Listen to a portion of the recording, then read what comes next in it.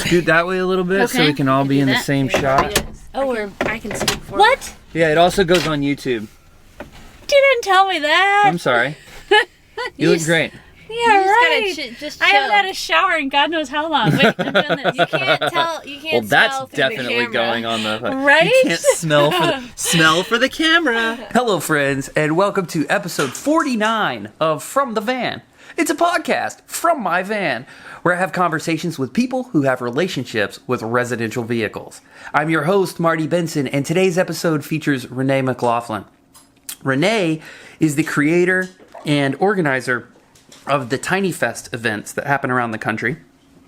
Tiny Fest is a group of events that happens that showcases the various forms of small, tiny, minimal living, whatever you want to call it.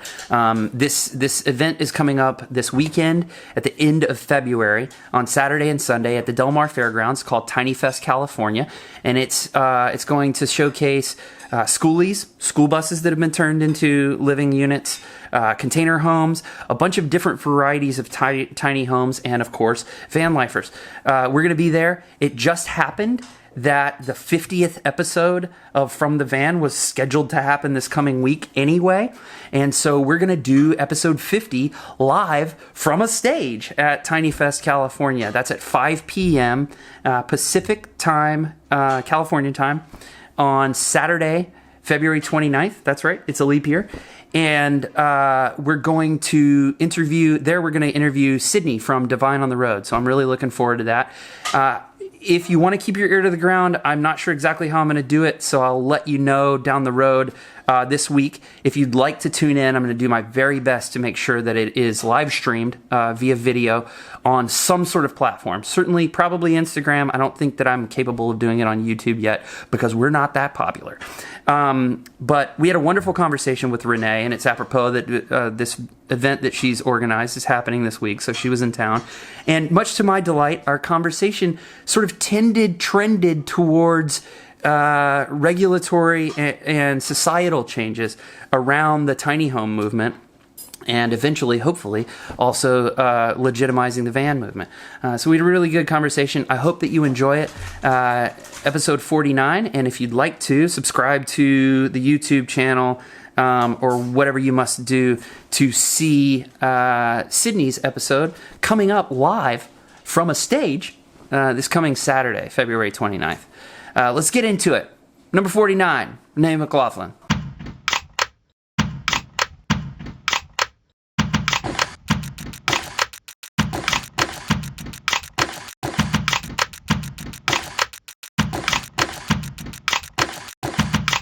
Okay, Renee, let's podcast. Okay. Renee McLaughlin, right? Yes. You're from Iowa? I am Okay. from Iowa, where no one has been. I've heard it all day. People all day like, oh, I've never been there. Is that a very Iowa. common thing? It's common for people not to have been there. Yeah. Yeah. Funny. Yeah. I guess I'm common. Yeah. All right, tell us about Tiny Fest. Yeah. So Tiny Fest California is coming up in 6 days. Yeah. It's a great festival celebrating all different types of tiny housing and alternative living. So we have tiny houses on wheels, shipping container homes, bus conversions, all kinds of funky little options. Box truck. We have a horse trailer conversion coming. I'm psyched to see that. Yeah. A horse trailer living space. Yes. I've never heard of that before. Yeah. That'll be fun. Well, we'll all see it for the first time together. Very cool. And a van village. Okay. Sponsored by Nomadic Customs. So there'll be 35 vans there. And it's going to be a great event. Speakers, workshops. Yeah. And all weekend long. 2 stages going all weekend long. Vendors. Just get to talk to everybody, and you guys will love it. You're going to be there? I'm really excited. Yeah. We're going to bring both of our vans and hopefully leave with one of them. There you go. It's a great place. 8,000 tiny living fans in one place. Hopefully, you know. Are there going to be 8,000 people there? That's what we're projecting, yeah. Holy crap. One of those 8,000 people All you wants need a is mattress. one. I only need one person who really wants this van, and when they drive it away, I'm going to cry. Yes, I bet you will. So, how did Tiny Fest start? What's the genesis of this whole thing? Yeah, so I got a tiny house 4 years ago. Okay. And I went to the Jamboree, Tiny House Jamboree.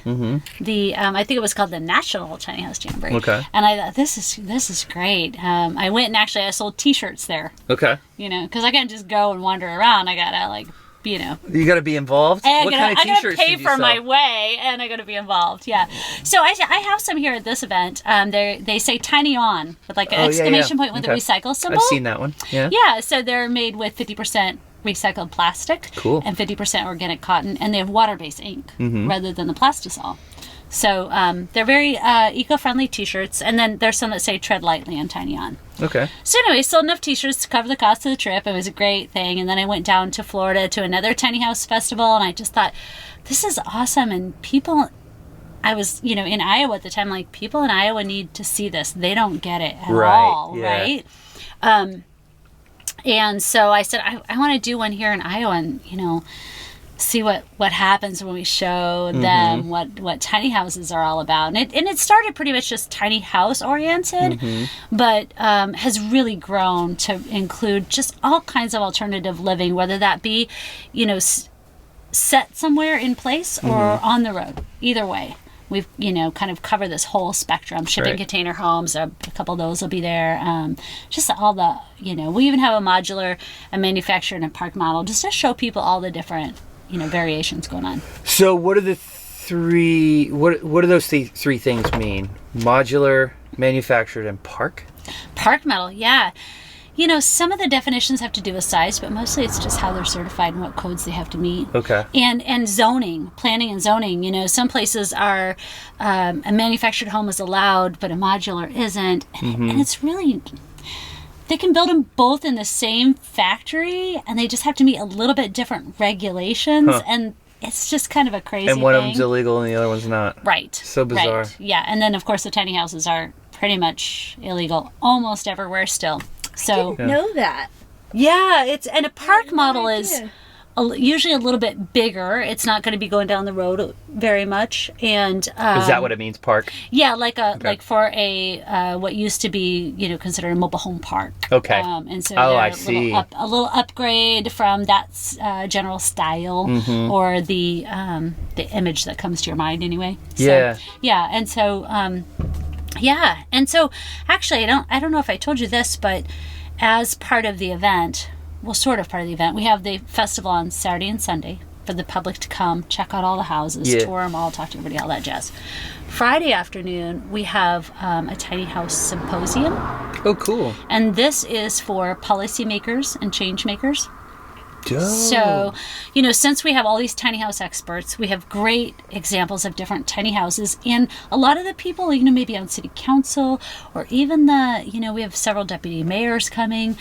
Great. If you ask them, what is the difference between a manufacturer, a modular, a park home, a tiny house, they don't know also. Nice. I mean, they've got a lot of other stuff on their plate. They're not idiots, but they just don't happen to know that thing, right? Well, and it's all brand new, right? It's new and it's changing. So we have experts coming to talk about regulation and changes and helping these communities make their communities more tiny friendly and introducing more alternative housing options. So I live very close to we live in Encinitas, which is super close to Del Mar Fairgrounds where the thing's going to be.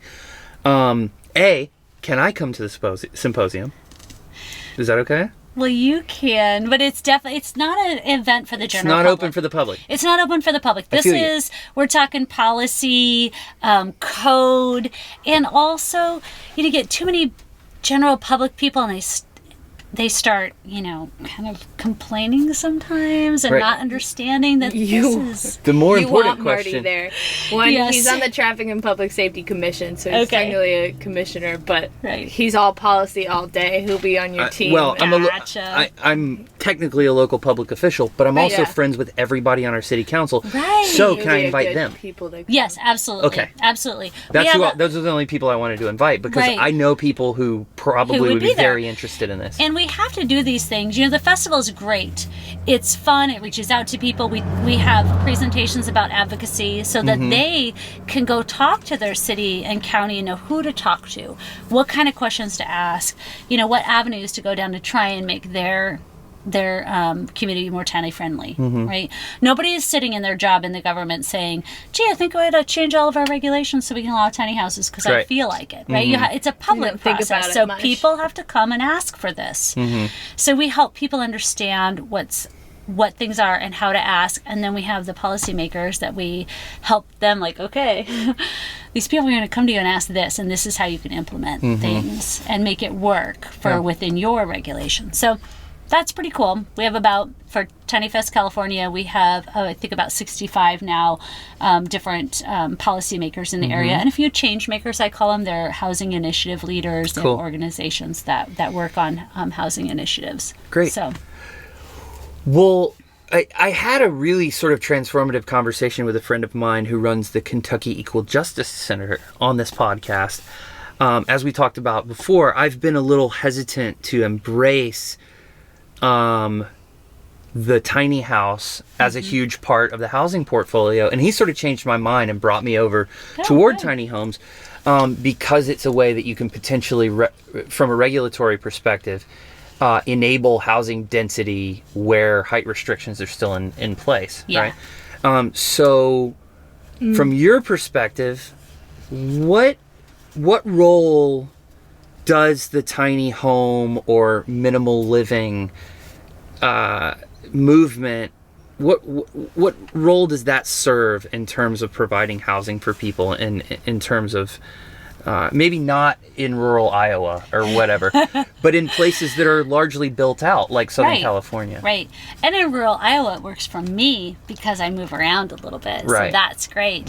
But in places that are built out, one of the great things that I find as having tiny houses on wheels, legal as accessory dwelling units, they call them ADUs. That's what the city and the county and the different municipalities will generally call them, is that it allows for the homeowner to be able to add maybe a little income, build their community, have more people in their community at a lower cost, but allow that person coming in with a tiny house on wheels, they're a homeowner, right? They're not renting again. And when you rent a small space, because a small space is designed for you. If you're a cook, it has a big kitchen and a smaller, something else, right? You can't have big everything. So it's really designed for the person, and it fits them well.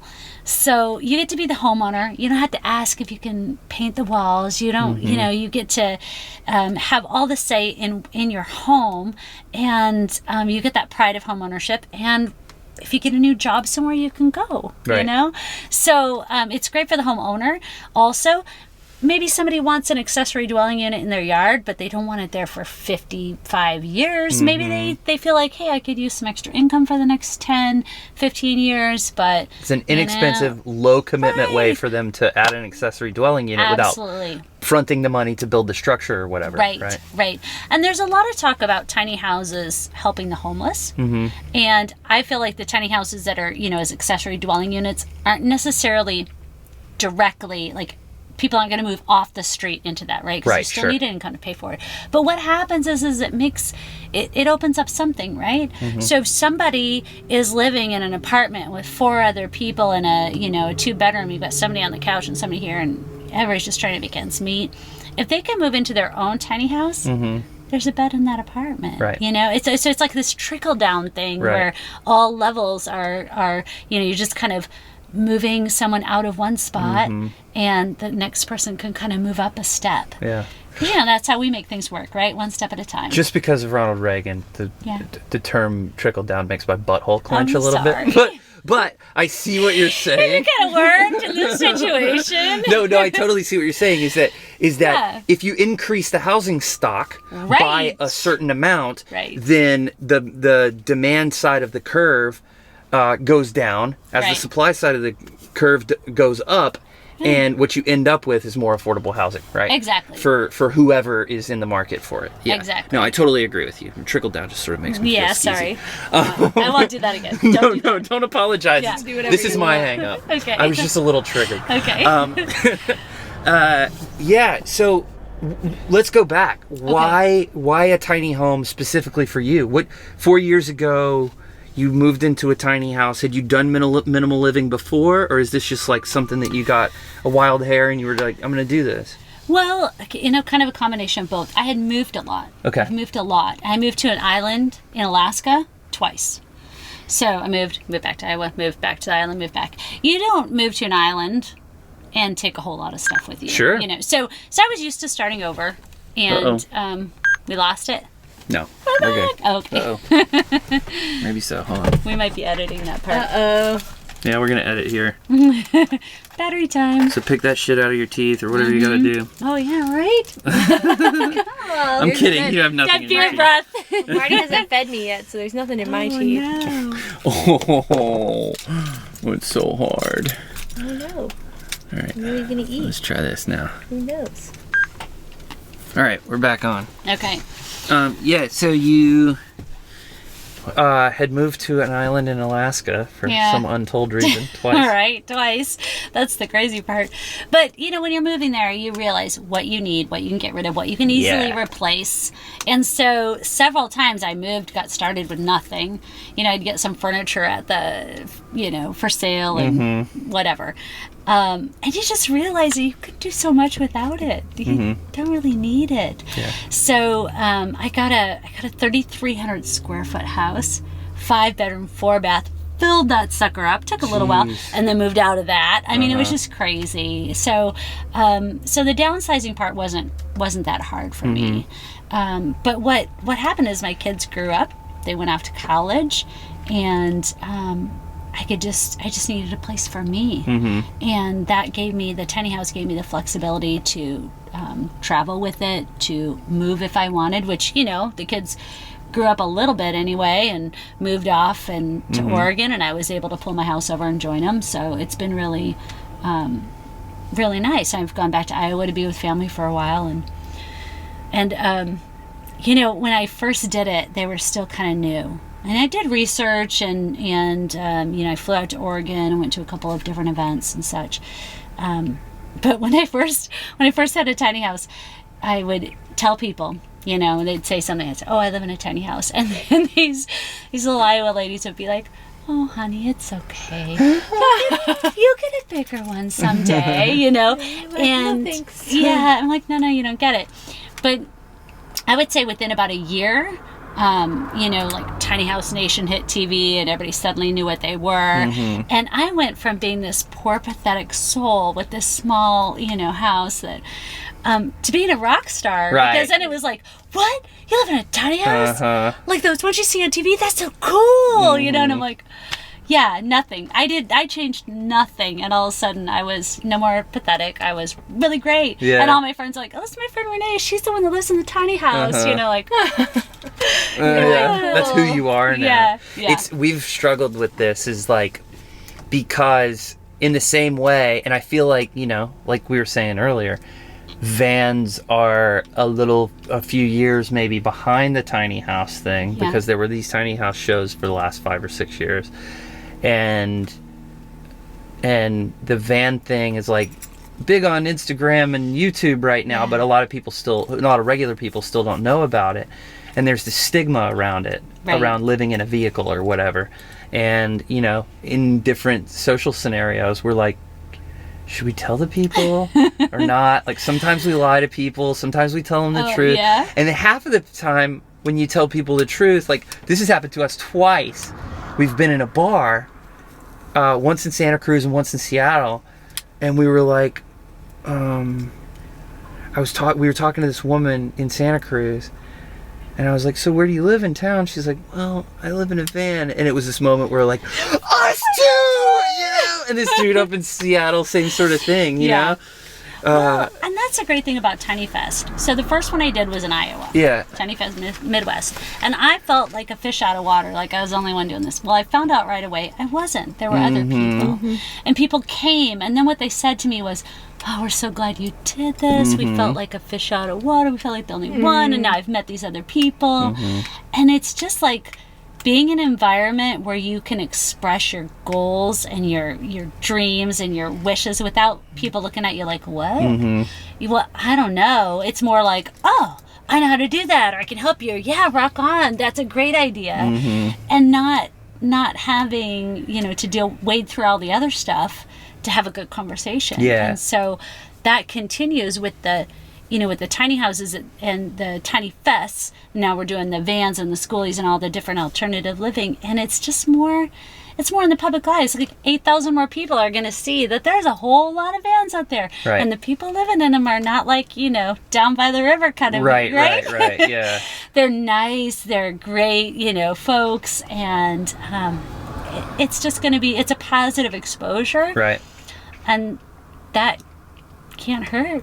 Right. For sure. Yeah. For sure. Yeah. I'm super interested to see. So, this is another thing about the van, is that the tiny house has to go through these like you were talking about, food trucks used to not exist. We were having this conversation earlier. And then, but the demand is there and it makes sense. And so it's this inevitable force that you're eventually going to you're going to have to regulate it, because it's going to happen either way, right? And I feel like that's the case with ADUs and tiny homes, and to a certain extent vans. But I'm super curious to see what happens with respect to van regulation. Yeah. Because as technology it progresses and makes stuff available, my computer's plugged into my van right now. Yeah. You know what I mean? Yeah. I can run my drone off of the solar power that comes in the top of my van. We've got running water in here, and this is the tiniest van ever. Yeah. And it's like, as all of these amenities become more and more accessible in smaller and smaller places, at what point is there going to be this saturation where so many people want to live in vans that people get up in arms about it? Yeah. There's this regulation that's been happening in San Diego for the last year since the new ordinance was passed prohibiting vehicular habitation. I'm super curious to see where the laws sort of start to turn in terms of that. And that takes people coming together and trying to make that positive change. Right. It's not going to happen on its own. Mm-hmm. And so, having those conversations with policymakers in your community is a good place to start. Sure. Somebody's going to start an organization, if they haven't already. Start an organization, the association that can lobby and really gather some great knowledge that people can share. Mm-hmm. And that happened with the tiny houses. American Tiny House Association really got some great things started, and they said, okay, here's some code that worked in this community. Right. So, nobody wants to sit there and try and make up code, right? Mm-hmm. Adapting a code that's already there is much easier than starting from scratch. So that happened, and then there was a group of people that went to the ICC and got the Tiny House Appendix. What's the ICC? International Code Council. Okay. And so the Tiny House Appendix Q, it's called, is now part of the 2018 IRC, which is International Residential Code. Okay. So this is a code that has been passed through experts. It's accredited. A lot of places in the country, use, where I live, they use IRC as building code. Okay. So, it's appendix, but it's there. So if you go and request, like, I know you're still using the 2009 or the 2012 IRC code, but can we add the appendix to that code, or can we up it to the new one, include the appendix? It's going to take citizens to request it because it's not an easy process. There's a lot of steps, government red tape stuff. So. Same thing's going to happen with vans. I think people are going to start to come together and help create a solution. Mm-hmm. And so... Yeah, this has been another one of those calculations, is that I'm not broadly out in the community as a van dweller. Not a lot of them are, right? with my official capacity as a traffic and public safety commissioner, I am a little bit afraid of the potential backlash from that. And so it's interesting to think about where's the breaking point and what's the critical mass in terms of organizing and stuff like that. The other thing is, my buddy, when people started getting ticketed in town, my buddy was like, we should start a movement. And I was like, well, one of the characteristics that's pretty common along van life is that people are sort of trying to disconnect. Right. And so it's hard to get an advocacy group of people who are nomadic and not really wanting to, it's like, I'll be in Oregon next month. I don't care what's happening over here anymore. Right. You really almost have to feel compelled to be in that community, because you can put forth a lot of effort to get regulations changed in one little municipality. Yeah. And you cross over some imaginary line to the other side of the street. And now you're not cool Suddenly anymore. you're in somebody else's municipality. And with vans, they're moving around. So it's, unfortunately, I think it's going to be a while. Yeah. But I hope that it happens. And I think, baby steps, right? Like the tiny houses, they're really working toward making them legal as accessory dwelling units. Mm-hmm. Well, what about a single home? Like, I can't buy a piece of land and then go put the tiny house on it, be my main residence. Right. It has to be the secondary unit. Right. Really? Why? That's the weirdest thing I've ever heard. Right? So, it's acceptable to have as a secondary unit, but not a main unit. Not as a primary. Is it a size thing? Because I remember my dad does construction, and he used to build a lot of sheds, and people would use them as sheds, or they'd use them as home offices, or like a little granny flat or whatever. Yeah. And I think that, from what I remember, they could only be like 10 by 12. Okay. Was like, and if you went bigger than that, you had to get a permit.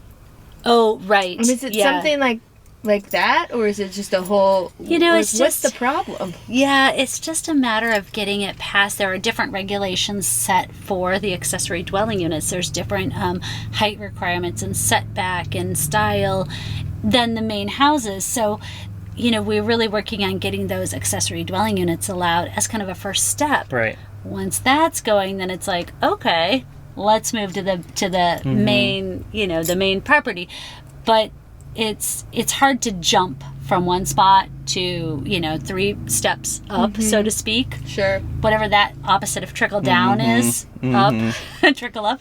So you start with one, and then you take the next step, and then you take the next step. Sure. And I think getting them as accessory dwelling units is the first step. The logical next step or first step or whatever. Yep, exactly. Yeah. And the on wheels, not on wheels, that was a thing too. The Appendix Q is for tiny houses that are on a foundation. And a lot of people were kind of upset, like, well, what about the ones on wheels? Well, you got to start somewhere. You get your foot in the door. You make that change. You say this is good. Then you go, oh, just make this other little change. Yeah. No, let's just make this other little adjustment. And it's not trying to start a revolution with the city council. So what's up with somebody was it Dave and Matt? Somebody was telling me about Durango, Colorado. Okay. And my understanding is that in Durango there is one of the first tiny house developments. Do you know about this? I don't know a lot of specifics. I know there are several now throughout the country. Tiny house communities that are legal, and they have several tiny houses together in a lot of times a sweet little area. There's 2, I think, in California, at least 2. Okay. There's probably more. Shouldn't quote me. But I know there's one near here in San Diego. Okay. Right, and a lot of times they're a former RV park. So like Tiny House Block is not too far from San Diego, and they were a former RV park, and now they have tiny houses. Yeah, what I'm thinking is, what's the big difference between RV parks and motorhome parks and tiny homes? Yeah, and people ask that a lot, right? It's just longer. Why don't you just have a motorhome? Right. Well, I mean, that was one of my, I was telling you earlier, that was one of my old hang-ups. One of the things that bothered me about the whole tiny house thing is that you see it on TV, and this person lives in, rural Iowa or rural North Carolina or whatever, and it's like you're driving around a vehicle that's as big as your house, basically.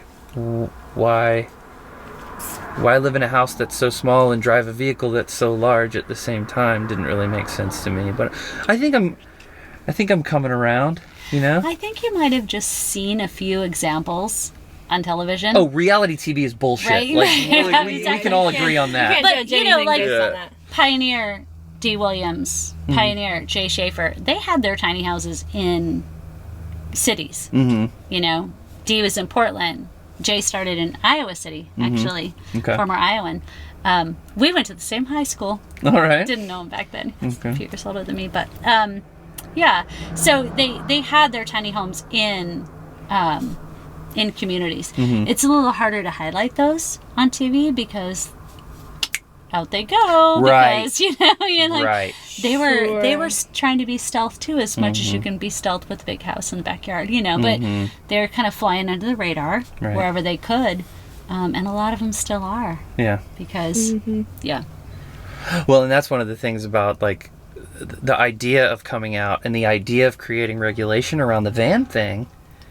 The downside of that is that if nobody knows what it is, then nobody knows how to pick you out, right? And so you can do stuff that you might not would be able to do if you were open and notorious and everybody knew that you were living in a van or whatever, right? But it's like gotten to the point now. Do you think people don't know? Like, I see these vans a mile away. Oh, sure, you know? me too. Like, Me living too. in there, living in there, living The in there. fan is like the first thing, Yeah. right? And then the solar panels and all of that. But, and I mean, that's know it, though. that's the Yeah. argument, though, right? Right. Is it like if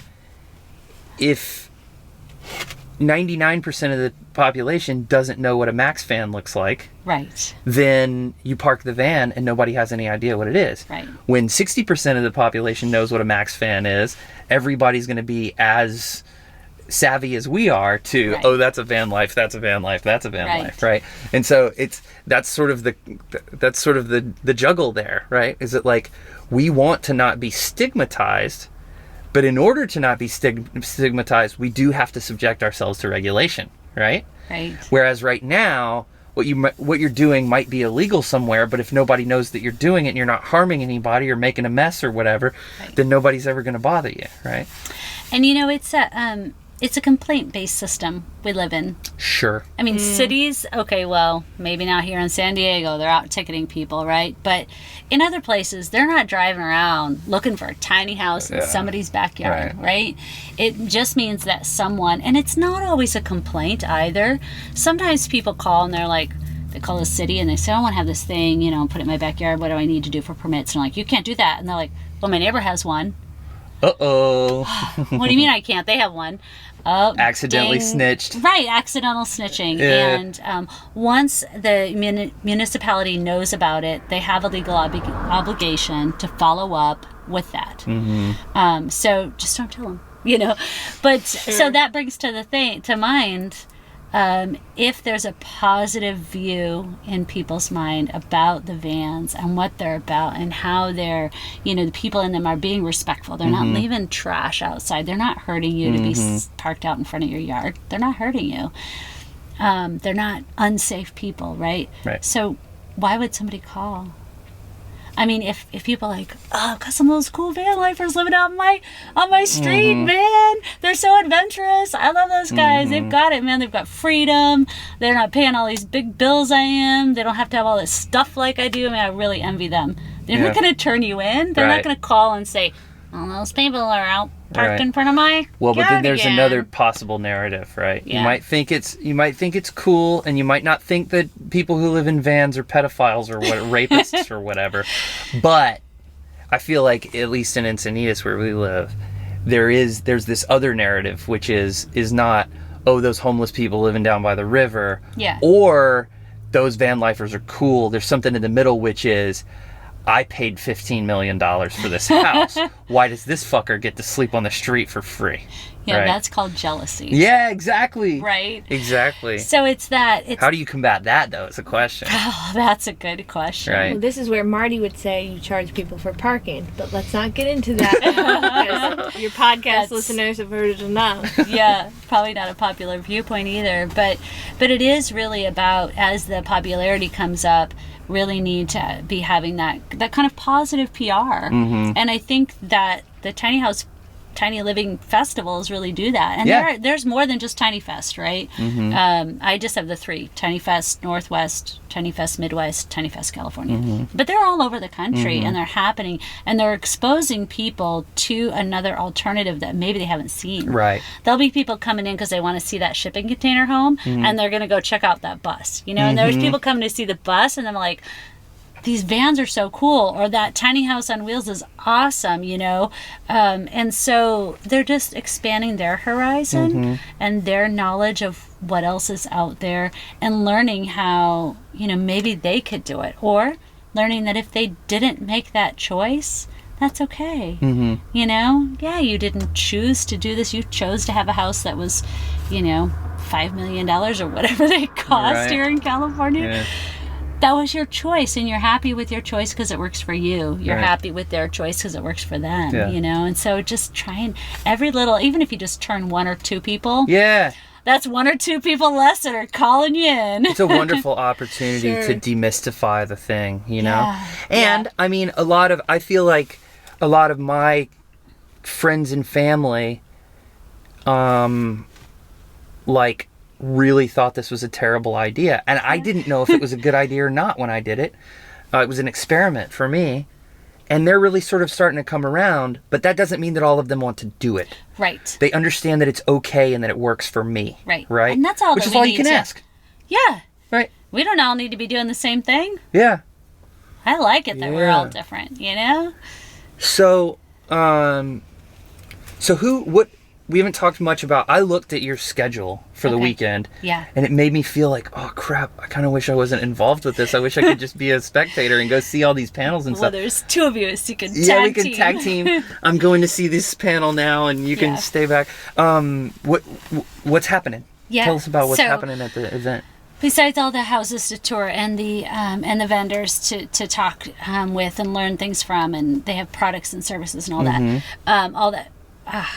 The speakers and workshops are really popular. And so we have 2 stages going at all times, a new presentation every hour. And it's the whole gamut of things. Where to park a van. Where to park when you're traveling, you know what I mean? Where do I park this thing? And then also for the more, usually the tiny houses, where can I park it? Like park it and put it there and live there and not be worried about people coming. We have information about accessory dwelling units, people sharing their story of how they've gone through tiny house living and evolved, information about insurance, certification, financing, legalities. It's just, there's so many different things going on. We have John Weisbarth from Tiny House Nation, and he is our keynote speaker on Saturday.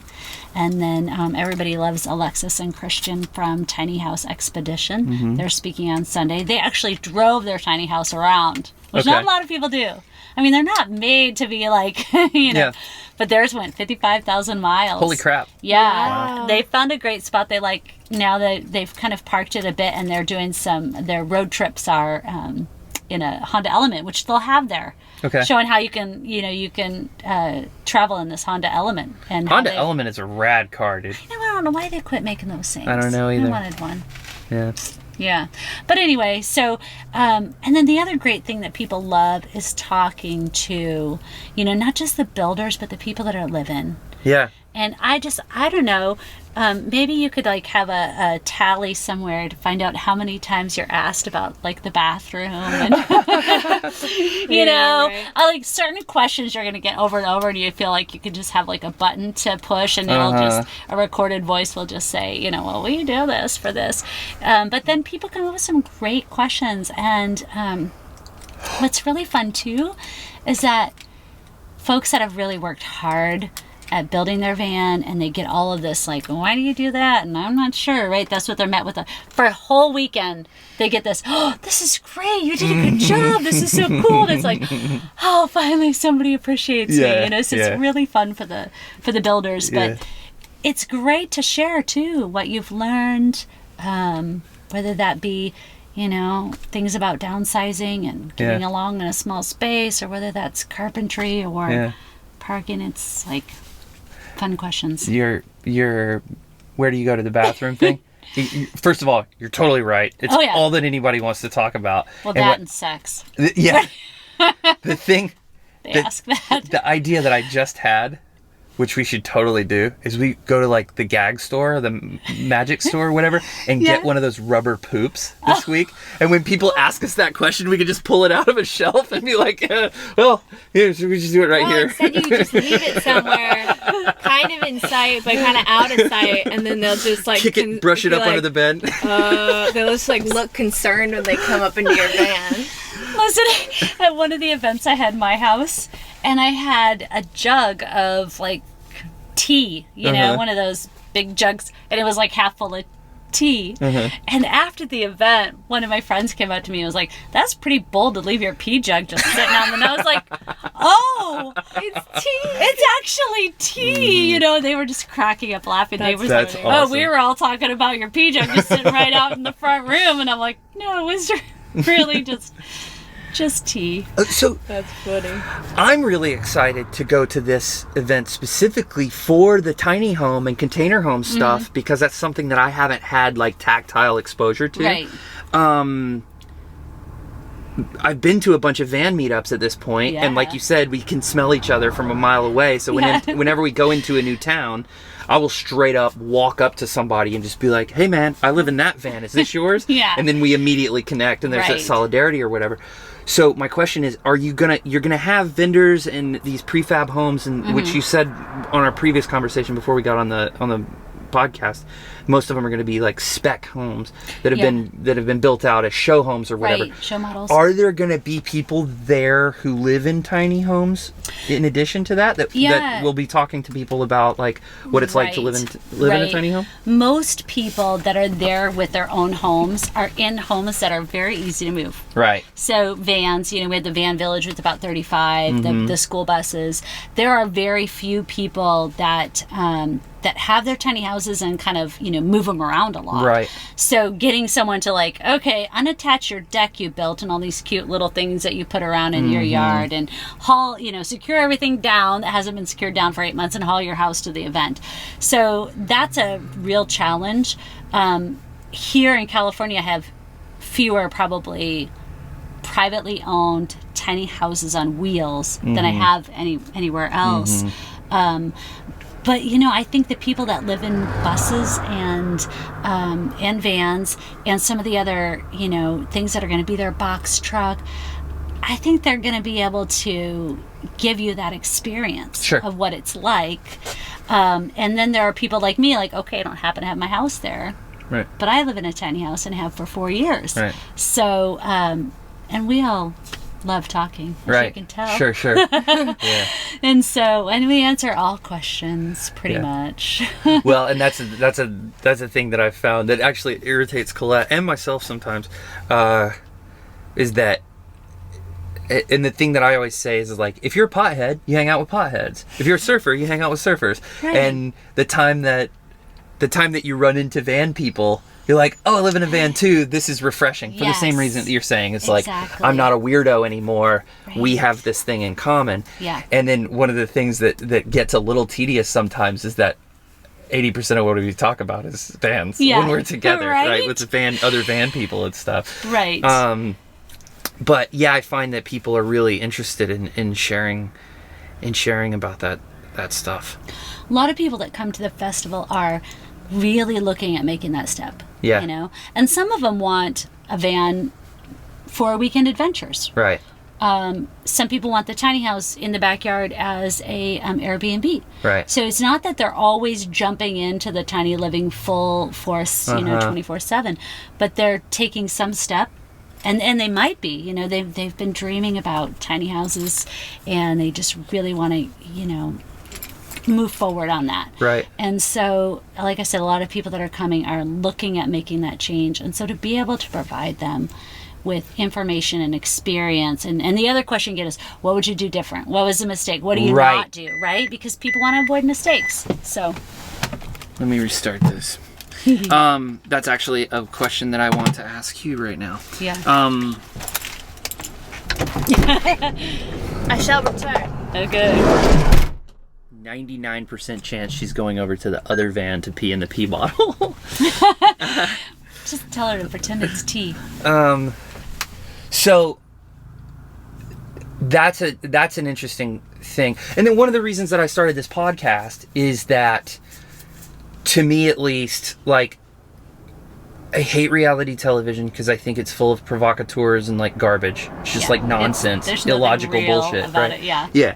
And then I find the same thing in a lot, not all, but a lot of the, I feel like on YouTube, the van life thing is, there's sort of two categories of things out there. There's either this completely unrealistic, like, romanticization of the van and minimal living and tiny living or whatever it is, or they're super helpful, very technical how-tos, right? But those are sort of the only things on the internet. And the reason I started the podcast is because I wanted to have the conversation, brush the bullshit away. You know, what's wrong with you? Why are you in a tiny home? What's wrong with me? Why am I in a van? You know, and so I guess my question for you is, like, is there something about the tiny home after having lived in a gigantic house at one point, and you have 2 adult daughters? Yes. So you've had the big family thing before in a big house. Is there anything that you miss now that you've downsized and you've lived in a tiny home for 4 years? Yes. Okay. What is it? And that's the great thing about the festival too, is people are going to be real with you. You need real. We don't need IG, Instagram, always the sky is blue and the ocean's in the background and somebody's, in a bikini. So let's be real. No wonder people think we're idiots if that's all we're posting. Right? So for me, I miss having people over. So my house is extremely small. It's 87 square feet, so it's not much bigger than a van. But it wasn't designed and built by someone with the like tiny house movement. Okay. So it's not designed well, and I'd intended to be there for a couple of years. I've been there 4 now, but it's not designed to where I can have company. There's no bench seat like this where we can sit. Right. It's like my bed is like a day bed, right? So how comfortable would you be right now? You and Colette and I sitting there on my bed. I tried it together. I'm like, it's a couch, but yeah. And then, then there's something over us. It's just not designed for company. And so I can't say to a friend like, hey, you want to come over? We'll play cards or whatever, and like pull out this, folding chair and a little TV tray or something. It works well for one person, but so I miss that. I miss being able to, have people over and have family gatherings. Luckily, everybody else in my family has the right kind of space for that.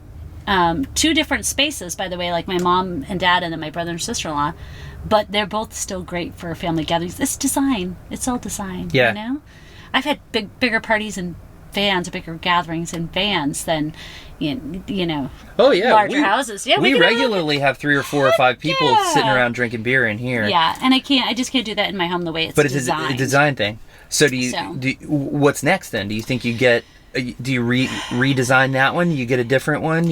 I'm not redesigning that one. Stay in there? It would take too much to redesign it, and it wasn't a high class build in the first place, right? So it who did it? Someone in the backwoods of Kentucky. That's what I like to say. It was definitely a backwoods Kentucky build.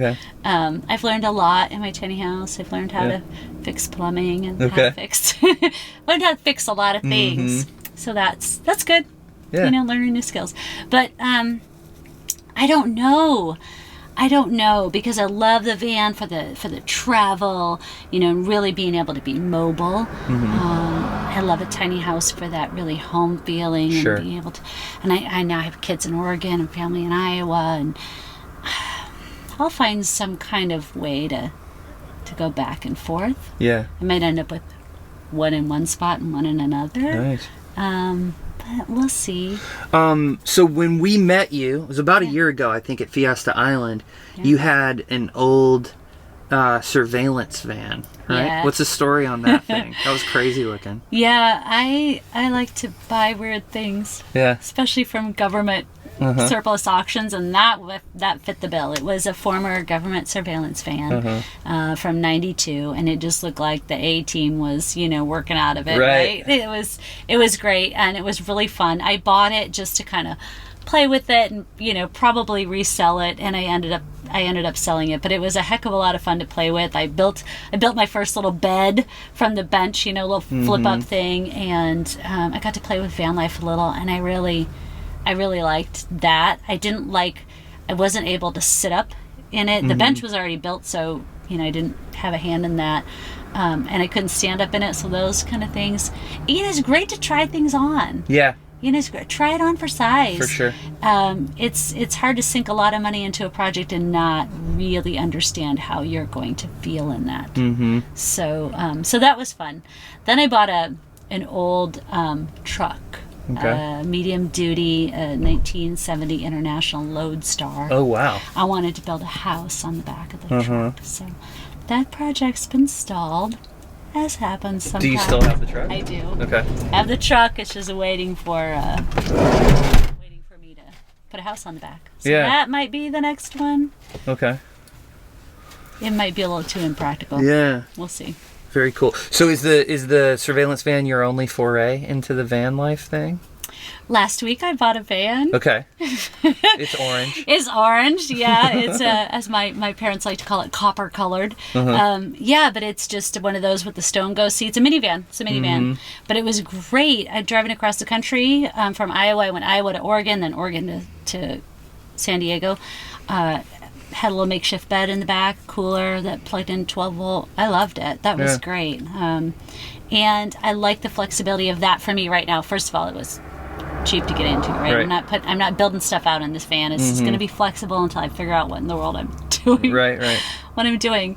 So, I can put the seats up, and my friends and I can go to a show, or I can put them down and take a trip. Right now, it's full of stuff for Tiny Fest. All kinds of things you would need if you were hosting a festival. So, and a cat. I looked in the window to see if I could see the cat. And didn't see him. She likes to tuck herself away in little spots in the back. She's probably asleep in all the Tiny Fest stuff. Yeah. I was like, "Hello, friend," and I didn't see her. She's doing good. She's an adventurous little thing. Yeah. It's her first big trip. I love cats. Trippy cat. Yeah. Let's see. What else, Colette? I just had a funny experience going to pee. How'd that go? Well, the brewery is closed. And so I went in the ProMaster, and I'm like, I have no idea where our pee bottle is right now. Because we've been staying at my mom's for the last 2 weeks, and everything's everywhere. And I'm like, I gotta pee, and I don't know where the bottle is. So I'm looking, I'm like, with the flashlight looking through the whole van. I found it eventually, but it took me a minute. I'm glad you didn't just pee on the floor. I thought about it. Just pee into the trunk, the new trunk. We open it later. We're like, where did this liquid come from? It smelled funny earlier. Now it smells real weird. Well, I did that with my minivan right before I took off. I grabbed a container. It was like a coffee container, those plastic coffee containers, which I try to avoid plastic, but I happen to have this one from eons ago. And I was like, okay, that'll work, just in case. Nice wide, wide open. I'm like, just in case. My brother says, why don't you just pee in the rest stop? I'm like, well, yeah, but at 3 a.m. You don't want to put your clothes back on and walk into the rest stop? Yeah. This is the just in case. Sometimes we're next to a bathroom and I choose to go in the van because I'm like, this is closer. It's a home, man. Easy to dump, easy to clean. Yeah. That's the other thing that, like, the minimal living, probably in most of its facets or aspects, sort of strips away from the individual. It strips away a lot of pretense and stuff, Like, I still shower a whole lot at the gym and whatnot. So it hasn't really affected me in that way, but, like, I am that guy that if somebody comes over to the van and is like, where do you do your business? I'll pull the bottle out and be like, right here. You asked. You asked, bro. This is it. But it does tear down some of the facade, right? A little bit. Sure, right. There's no need for it. It's urine. We all pee. Yeah, everybody does it, dude. Several times a day. Yeah. You know, and a lot of people get those questions about the toilets with the, you know, the smell, the poop, and the composting toilet. There's a lot of questions about those, and it's a nice way to just, you know, hey, it doesn't smell until it, you know, mostly until it mixes with liquid, right? If it's wet, it's gonna stink. If it dries, like dried dog poop, you just don't smell it. Doesn't And then smell when at all. it's in a container with a lid closed, it doesn't smell. So it's just a really nice way to, you know, to be able to have these open conversations without a lot of judgment. And you get people though, you're gonna get people there to be like, you know, looking at you crazy and going, I don't know about that, put that bottle away. But it just lets down some of that guard. Right. It's just life. What do you feel like since moving into the tiny home? How has the minimal living thing changed you? Oh, yeah. Good question, because it has.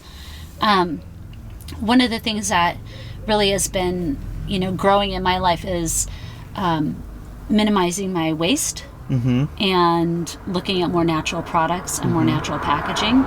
And it was nothing I, you know, set out to do, but in the tiny house, you know, I had a garbage can that happened to be in another room, and I set this recycle bin where it was really easy, right? So that's what you, like with kids, you know, you put the veggies out where they can grab them on the table and put the other stuff in the way.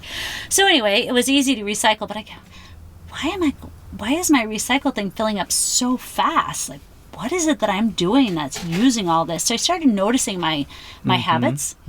Also, I was one of those people that would buy things because it was like, oh, it's only a couple bucks, you know, it's on clearance or whatever. But when you live in a small space, you have that extra question of, but where would I put it? Like, it's only $3, but where am I going to put it? So I stopped shopping as much. And that also that impacted the amount of waste, and I could just see this change happening. When you go into a store and then you're like wandering around, you're like, why am I even here? I don't need anything. And you start going out of stores empty-handed, or going in for the one thing you wanted. I remember when I went into IKEA for my mattress, and I came out with just my mattress. Like, who goes to IKEA for one thing and comes out with one thing? You didn't buy any pepper shakers or spoons or anything. Yeah. You know? So it was great. It was like, okay. And then I realized how much time I was wasting wandering around these stores looking for stuff that might be on sale that I really didn't need. But yeah, that waste. So then I'm doing more things that are, you know, taking my silverware and my straw and my reusable containers. So I have another friend too, which is great. You know, it has this little impact on someone. They see a change, and that friend happens to have impacted several others, probably more than me, which is great. And when it's time for leftovers, we pull out our little container and put our leftovers in our own container, and it's just one less thing. So that's been good to see, and lately it's been more and more like, what other plastic thing can I cut out, like one thing at a time, and then adding in more natural items that, you know, don't have 18 million ingredients that I can't pronounce half of. So yeah, it's sort of a snowball, right? Yeah, it's just kind of like you just become start aware noticing. of a little bit of it, and then you become aware of more and more. Because you don't have all this other stuff to take care of, and all this other stuff to pay attention to. You can really pay attention to things that are more, you know, important, and things that people would consider a pain or a chore. They're not, because you don't have 18 million other chores. Like, all right, you got to dump your pee bucket or get rid of it or whatever you got to do, right? That's a chore that you've added because you can't just flush your toilet. But how many other things did you drop off? When I see these new mansions being constructed in Encinitas, I look at this house, and of course this is folly because those people all hire housekeepers, right? But I look at that house and I'm like, 11,000 square feet. I would spend my whole life dusting. Oh yeah. You know? Yeah. And it's like, okay, those people don't dust because they hire poor people from inland to do it, you know? Yeah, but then they're working more to pay for those, or they have the stress of those bills. Sure. Yeah, people with more money don't have more money. They just have more responsibilities. Yeah. And it's just more to manage, more to take care of. It's mind-boggling. The whole, like, you not buying thing reminds me of this dude on Instagram who builds vans up in Santa Cruz. Real nicely reached out and he was like, hey, you guys are super cool what you're doing. Can I send you a couple of hats? And I was like, nope. No. I don't want your free stuff, bro. Yeah. Thank you. But no, hell no. We're not doing that. And it's just wasted. You know, you really start to get honing in on buying fewer things that are better quality so they don't end up in your trash. Mm-hmm. You know? Yeah. Something that it's just one more way of reducing. And then things that can, everything, you know, if I get something, I'm like, oh, that'll work because when I'm done, I can use it for this. Yeah. You start thinking that way, but it's just like this gradual, natural thing. I didn't say, okay, I'm going to try to be a zero waster today. Right, you know? right, yeah. Have all these big goals. It just organically happened because of my surroundings and because I was able to let go of so much other stuff. And I could notice the important little things and taking care of them is not a chore. Yeah. It's just, yeah. Cool. Well, have we not covered anything that's burning in the front of your mind right now? I think we did. We talked a lot. Yeah. I talked kind of fast too. I hope everybody can keep up. They can put it on 50% speed if they want to. I notice your nice calm voice and I'm over here. No, it's good. It's good. You're a pro. Not at all. Not at all. I make zero money on this. But maybe that won't always be the case. I'm super excited for Tiny Fest. Thank you for doing that. I'm really excited about being a part of it. And I'm hoping to learn a bunch of stuff too. I'll reach out to all of my city council members and try to get them to come up to the symposium. I will send you a PDF of an invite so you can send them that. Fantastic. And, I know that I can get I'm pretty sure that I can get one or two of them there. Yeah. They might already be on the list. Yeah, maybe so. You don't know. Probably. But yep, it's great. Just keep spreading the word. Things takes time. You know, it takes time to build communities. It takes time to build businesses, as you were just saying. You know, you're not making this maybe someday. It takes time. It takes time to make change, and it just takes, positive effort and a little bit of patience, or a lot of patience, and just keep, punching away till you hit that critical point where you really start seeing some change. And I think we're there with tiny houses now. We're at that point where this change is happening. I feel like everybody knows what a tiny house is these days. Right? Yeah. And we've knocked down some, some of those walls, and so that ball is rolling faster now. That keep that momentum going. It's picking up speed, right? And so that's the way it'll be with the van thing. It's going to be like knocking your head against a wall until it's like, oh wait, I think I see daylight on the other side. You got all the way through that brick wall, and then. From there, once you get you're trying to tear down a brick wall, once you get a hole in it, you're good then, right? You can go, it goes so much faster. And that's just the way that is too. Yeah. Cool. Several headaches first, though. Yeah, just smashing your head against the wall. Yeah. So. I'm super curious to see how it goes. And the funny thing is like all of the people who are down on all of these things, all of the minimal living stuff, tiny living stuff, a lot of the detractors are supposedly like small government conservatives, but they won't let you do what you want to do. It's so weird. It's funny. I hear a lot of people say, oh, why won't they let you do that? And, they just want to control. And it's like, they're just people too, right? Yeah. It's a regulation that's there. It takes effort to change it. And then, of course, they have their finances they have to cover as well. So there's a lot to consider. But, it's it's amazing what change will do. And then we'll look back someday. And just like I was telling you, the food trucks, when somebody started saying, hey, we should have these trucks that move around and serve food, they're like, whoa, wait, how do we do this? Yeah. How do we regulate this? Who's gonna oversee this situation? Make sure that it's health compliant or whatever. Right. We don't want people getting sick. Regulations are put in place for a reason. Now, sometimes they go a little crazy with things, but the intention with them, at least originally, is it's health and safety for us. So, the food trucks, they're everywhere now. Not even a second thought. Right. But there was a day when it was same thing we're doing now. Right. How are we going to make this work? So awesome. Cool. We'll look back. Well, thanks for doing this with us. Yes. And we will reconvene on Friday. All right, guys, we did it. Colette's making tofu tacos. We are, that was episode 49 of From the Van. Had a wonderful conversation with Renee. She's super fascinating, and I'm so super stoked that she's so excited about organizing and sort of making this societal shift to adapt to this tiny home or minimal living or whatever you want to call it movement, because it's a locomotive that is not going to be stopped. As you may have seen, we are house lifing right now because we're building out a van while we live in a van, and that just sort of is a chaotic moment. Patty, Colette's mom, has been gracious enough to let us leave a bunch of crap in her garage, and I think it shouldn't be hidden or understated that, especially doing a DIY build while you're houseless, is something that sort of requires a whole community.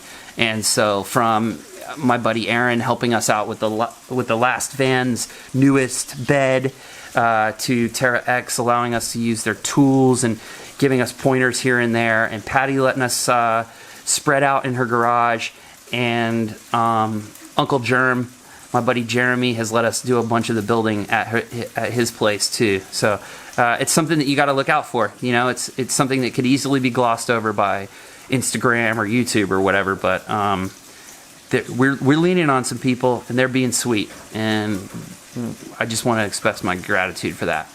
So that's it. Come back next Tuesday. Actually, if you want to, you can come back next Tuesday and listen to Sydney from @Divine on the Road on Instagram. You can listen to her podcast next Tuesday. But if you want to jump the gun and listen to it or watch it live, then tune into the Instagram, figure out how to do that. I'll figure out how to do that and then communicate it to you through Instagram. You feel me? All right, that's it. Thank you for listening. I really appreciate you if you made it this far.